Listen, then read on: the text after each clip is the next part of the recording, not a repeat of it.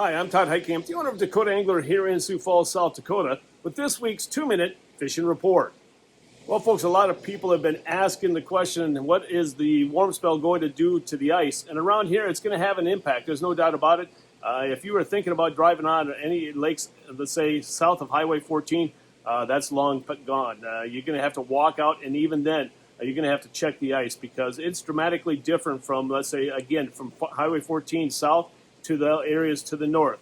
Up around the Waubay area, they just picked up a recent 3-4 inches of snow up there. So it's a lot more like winter up there, and there's plenty of ice up in the northeastern part of the state. We're talking anywhere from 24 to 32, 36 inches of ice in some areas. So they're going to have quite a bit of ice fishing left to go up in the northeastern part of the state where, again, areas south, to the south of 14, our days are quickly becoming numbered. As far as the bite is concerned around the area, the lakes that produce walleyes up in the northeastern part of the state this past week included Blue Dog, Waubay, Bitter, Indian Springs, Goose. Casey Slough had quite a bit of action up there. Dry Lake by Clark, Bullhead, as well as a few being caught on 3-buck. Then down to the southeastern part of the state, again, those lakes are becoming a little bit more limited due to the ice conditions around the area. But Dry Lake by Willow Lake did well. 81 Ponds, Ponset, Thompson, Whitewood, Henry, a few being caught there, as well as Twin, and then also Island and Vermilion. Now, what are guys doing to catch the walleyes? Really nothing different than what's worked all season long, but a lot of jigging wraps going on. Tikka minnows seem to be doing really well. Also, the large pinhead minnows also seem to be doing well. Also, the VMC flutter spoons like the Tingler and Tumbler on days when the bite is a little bit tougher, that seems to be doing the trick. As far as the perch bite is concerned around the area, a lot of perch being picked up in certain locations, that's to say the least. Stink Lake and also Big Stone, but those two lakes you have to sort quite a bit. Also Waubay, Bitter, Pius, Dry Lake by Clark, also Dry Lake by Willow Lake has been producing some nice perch. Ponset, Whitewood, Thompson, and also 81 Ponds. And then as far as the crappie bite is concerned, the big story there has been Shaffer Slough. As the story goes, the ice looks like Swiss cheese out there, and I'm surprised that it can still support any weight and a lot of action up there, to say the least. But other than that, Henry, Thompson also produced some crappies, Ponset, and then also Vermilion. Now, what are guys doing to catch the panfish? They're using a lot of clam pinhead minnows, the tungsten cast masters, especially when you're in deeper water and you get into that school of perch.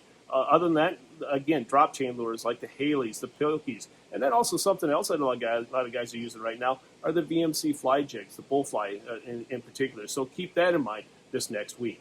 In this week's edition of Todd's Tackle Tips, we're going to talk about something we haven't talked about in a long time, and that is pike.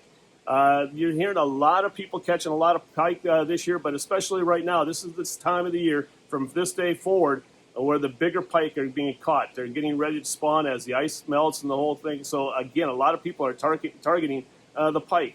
And a lot of people have been asking, well, how come the pike have been so abundant this season? Honestly, what it comes down to is that the high water the past couple of years have been really allowing the pike to spawn quite well. I mean, they've been prolific, to say the least.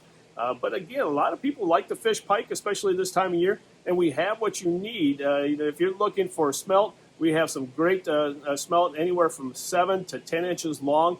You can buy them by the eaches. They're great bait for pike this time of year. Also, we're trying to find larger chubs, and chubs have been hard to come by.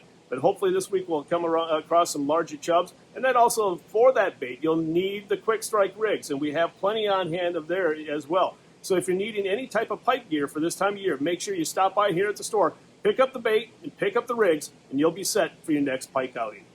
And now it's time to take a look at a few photos that you sent in to me this past week.